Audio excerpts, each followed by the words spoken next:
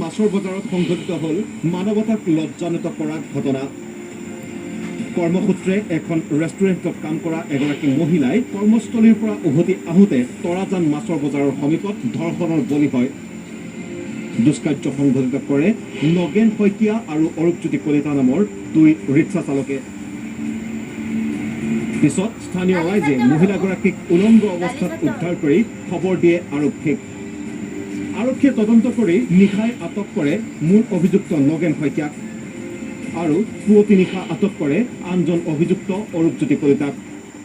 9টা বজাত আমি খবৰ এটা পাওঁ যে এনেকৈ এগৰাকী মহিলাক ৰেপ কৰা হৈছে বুলি। ইমিডিয়েটলি আমাৰ মৰিগাঁও সদৰ থানাৰ ষ্টাফবোৰ উপস্থিত হ'ল, মহিলাগৰাকীক ৰেস্কিউ কৰা হ'ল, মেডিকেললৈ পঠোৱা হ'ল আৰু তাৰপিছত আমি অনুসন্ধান আৰম্ভ কৰিলোঁ।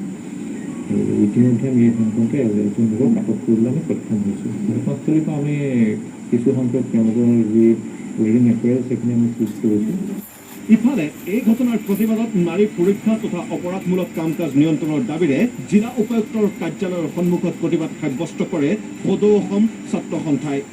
যে CCTV ব্যৱস্থা কৰিব লাগে, গলিসমূহত ষ্ট্ৰীট লাইটৰ ব্যৱস্থা কৰিব লাগে, হাইমাৰ্চ লাইট যি যোৰহাট নগৰৰ মাজমজিয়াৰ কিছু ঠাইত ব্যৱস্থা কৰা হ'ল, যিটো গলিসমূহত অন্ধকাৰ। সেই অন্ধকাৰৰ সুবিধা লৈ কালবিৰে এনে কাৰ্য সংঘটিত কৰিছে। গতিকে CCTV হাইমাৰ্চ লাইট ব্যৱস্থা কৰে গলিসমূহত আৰু এটা হেল্পলাইন নম্বৰ মুকলি কৰিছে। এই ঘটনাৰ পিছত উত্থাপন হৈছে প্ৰশ্ন, ৰাজ্যজুৰি সান্ধ্য আইন বলবৎ হৈ থকাৰ সময়ত যোৰহাট নগৰৰ মাজমজিয়াত কিদৰে সংঘটিত হ'ল এনে ঘটনা?